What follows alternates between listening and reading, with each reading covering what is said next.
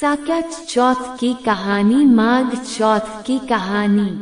गणपति बप्पा मंगलकारी संकट हरै विघ्न विनाशी। सकट चौथ व्रत चौधारी पाए सुख समृद्धि अभिलाषी। सकट चौथ की पुण्य घड़ी में होती कृपा अपार।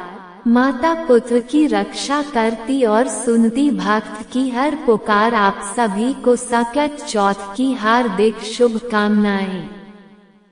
सकट चौथ का व्रत विशेष रूप से संतान की लंबी आयु और सुख समृद्धि के लिए रखा जाता है। इस दिन माता गणेश जी और देवी सकटा की पूजा की जाती है। चंद्रमा के दर्शन और अर्घ्य देकर ये व्रत पूर्ण किया जाता है। सकट चौथ का दिन भक्तों को ये संदेश देता है कि दृढ़ संकल्प और श्रद्धा से हर संकट को दूर किया जा सकता है। आइए आज सकट चौथ की पावन कथा के माध्यम से हम विघ्नता गणेश की कृपा से अपने जीवन को संकट मुक्त बनाएं। एक बार देवी पार्वती ने विघ्नहर्ता भगवान गणेश से पूछा, हे वत्स, माघ महीने में किस गणेश की पूजा करनी चाहिए और इसका क्या नाम है? उस दिन पूजन में किस वस्तु का नैवेद्य अर्पित करना चाहिए और क्या आहार ग्रहण करना चाहिए? इसे आप सब विस्तार बतलाने की कृपा करें। तब गणेश जी ने कहा, हे देवी माता, माघ में भालचंद्र नामक गणेश की पूजा करनी चाहिए। इनका पूजन सौचार विधि से करना चाहिए। हे माता पार्वती, तिल के 10 लड्डू बना ले, 5 लड्डू देवता को चढ़ाएं और शेष 5 ब्राह्मण को दान में दे दे। ब्राह्मण की पूजा भक्ति पूर्वक करके उन्हें दक्षिणा देने के बाद उन 5 लड्डू को उन्हें प्रदान कर दे। हे देवी, तिल के अन्य लड्डुओं का स्वयं परिवार सहित आहार करे। इस संबंध में मैं आपको राजा हरिश्चंद्र का वृतांत सुनाता हूँ। सतयुग में हरिश्चंद्र नामक एक प्रतापी राजा हुए थे। वे सरल स्वभाव, सत्यनिष्ठ और विद्वान ब्राह्मणों के पूजक थे। हे देवी, उनके शासन काल में अधर्म नाम की कोई वस्तु नहीं थी। उनके राज्य में कोई अपाहिज, दरिद्र या दुखी नहीं था। सभी लोग आंधी व्याधि से रहित और दीर्घायु होते थे। उन्हीं के राज्य में एक ऋषि शर्मा नामक तपस्वी ब्राह्मण रहते थे। एक पुत्र की प्राप्ति होने के बाद ही वे स्वर्गवासी हो गए। पुत्र का भरण पोषण उनकी पत्नी करने लगी। वह विधवा ब्राह्मणी भिक्षा के द्वारा पुत्र का पालन पोषण करती थी। उन ब्राह्मणी ने माघ मास की संकष्टी चतुर्थी का व्रत किया। वह पतिव्रता ब्राह्मणी गोबर से गणेश जी की प्रतिमा बनाकर सदैव पूजन किया करती। हे पार्वती जी, भिक्षाटन के द्वारा ही उन्होंने से तिल के 10 लड्डू बनाए। इस बीच उनका पुत्र गणेश जी की मूर्ति अपने गले में बांधकर अपनी इच्छा से खेलने के लिए बाहर चला गया। तब एक नर पिशाच कुमार ने उस ब्राह्मणी के 5 वर्षीय बालक को जबरदस्ती पकड़कर अपने आवों में छोड़कर मिट्टी के बर्तनों को पकाने के लिए उसमें आग लगा दी। इधर उसकी माता अपने बच्चों को ढूंढने लगी। बालक को ना पाकर वह बड़ी व्याकुल हुई। तब ब्राह्मणी विलाप करती हुई भगवान गणेश जी की प्रार्थना करने लगी। कहने लगी, हे गणेश जी, विशाल शरीर वाले सूर्य नारायण के लाली के समान क्रांतिशाली हे सुंदर जटा समूह को धारण करने वाले आप इस दुखने की रक्षा कीजिए। हे गजानन, हे चारा भुजाधारी, हे मस्तक पर चंद्रमा को धारण करने वाले, हे विनायक, हे अनाथों के नाथ, हे वरदायक, मैं पुत्र के वियोग में व्यथित हूँ, कृपया आप मेरी रक्षा कीजिए। वह ब्राह्मणी इसी प्रकार आंधी रात तक विलाप करती रही। प्रातः काल होने पर कुम्हार अपने पके हुए बर्तनों को देखने के लिए आया।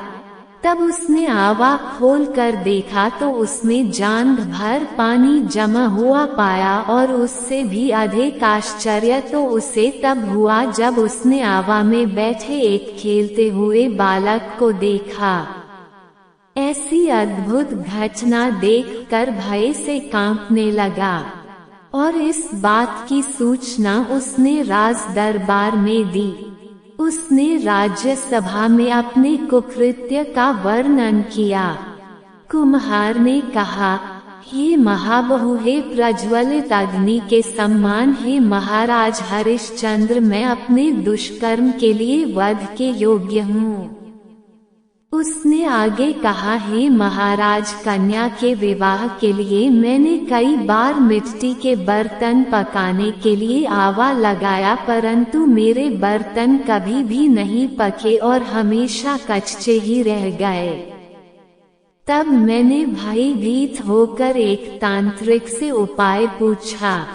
उसने कहा कि चुपचाप किसी लड़के की तुम बलि चढ़ा दो, तुम्हारा पक जाएगा। फिर मैंने सोचा कि मैं किसके बालक की बलि दूं? जिसके बालक की बलि दूंगा तो वो मुझे क्यों कर जीवित छोड़ेगा।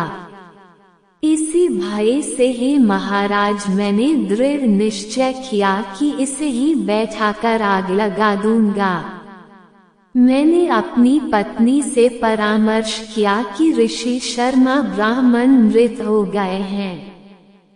उनकी विधवा पत्नी भीख मांगकर अपना गुजारा करती है, और ये लड़के को लेकर भला क्या करेगी।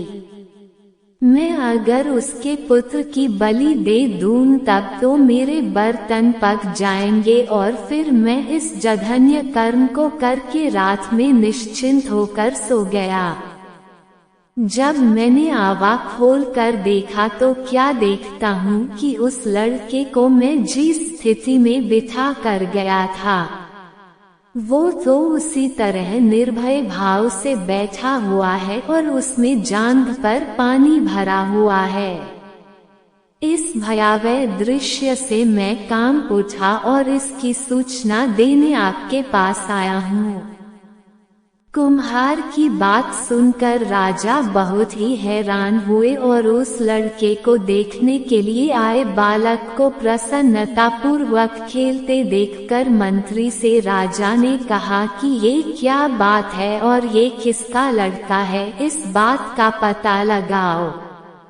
इस आवे में जांघ भर जल कहाँ से आ गया, इसमें कमल के फूल कहाँ से खिल गए। इस दरिद्र कुमार के आवे में वैदुर्य मणि के समान हरी हरी धूप कहाँ से उगाई। बालक को ना तो आग की जलन हुई और ना इससे भूख प्यास सी लगी है। ये आवे में भी बिल्कुल वैसा ही खेल रहा है मानो अपने घर में खेल रहा हो। राजा इस तरह की बात कह ही रहे थे कि वही ब्राह्मणी वहां बिलखती भी आ पहुंची। अब वह कुम्हार को कोसने लगी। जिस प्रकार गाय अपने बछड़े को देखकर रंभाती है, ठीक वही अवस्था उन ब्राह्मणी की थी। वह ब्राह्मणी बालक को गोद में लेकर प्यार करने लगी और कांपती हुई राजा के सामने बैठ गई। तब राजा ने पूछा, हे ब्राह्मणी, इस बालक के ना जलने का क्या कारण है? क्या तू कोई जादू जानती है या फिर तूने कोई धर्माचरण किया है? जिसके कारण बच्चे को आंच तक नहीं आई। राजा की बात सुनकर ब्राह्मणी ने कहा, हे महाराज, मैं कोई जादू नहीं जानती और न कोई धर्माचरण, तपस्या, योग, दान आदि की प्रक्रिया ही जानती हूँ। हे राजन, मैं तो संकट नाशक गणेश चतुर्थी का व्रत करती हूँ। उसी व्रत के प्रभाव से मेरा पुत्र जीता जागता बच गया। ब्राह्मणी की बात सुनकर अब राजा ने कहा कि मेरे राज्य की संपूर्ण जनता अब से इस संकटनाशक गणेश जी का व्रत करे। इसमें मेरी पूर्ण सम्मति है। तब राजा ने उसकी परिक्रमा करते हुए कहा, हे पतिव्रते, तो धन्य है। फिर राजा ने संपूर्ण नगर वासियों को गणेश जी का व्रत करने का आदेश दिया। इस आश्चर्यजनक घटना के कारण सभी लोग उस दिन से प्रत्येक मास की गणेश चतुर्थी का व्रत करने लगे। इस व्रत के प्रभाव से ब्राह्मणी ने अपने पुत्र के जीवन को पुनः पाया था। भगवान श्री कृष्ण के सारा वृतांत धर्मराज के पूछने पर उन्हें सुना रहे थे। कथा समाप्त करते हुए भगवान श्री कृष्ण कहते हैं, हे युधिष्ठिर, आप भी सर्वोत्तम व्रत को कीजिए। इस व्रत के प्रभाव से आपकी सभी कामनाएं पूर्ण होंगी। आप मित्रों, पुत्र और पौत्र को सुख देने वाले साम्राज्य को प्राप्त करेंगे। हे महाराज, जो लोग इस व्रत को करेंगे उन्हें पूर्ण सफलता मिलेंगे। तब भगवान कृष्ण की बात से युधिष्ठिर महाराज बहुत प्रसन्न हुए और फिर माघ कृष्ण संकष्टी चतुर्थी का व्रत करके निष्कंठ राज्य भोगने लगे। ये थी संकटनाशक गणेश जी की कथा। प्रिय श्रोताओं, यदि आज की वीडियो अगर आपको जानकारी पसंद आई हो तो वीडियो को लाइक जरूर कीजिएगा। कल फिर मिलते हैं एक नई वीडियो के साथ, तब तक राधे राधे।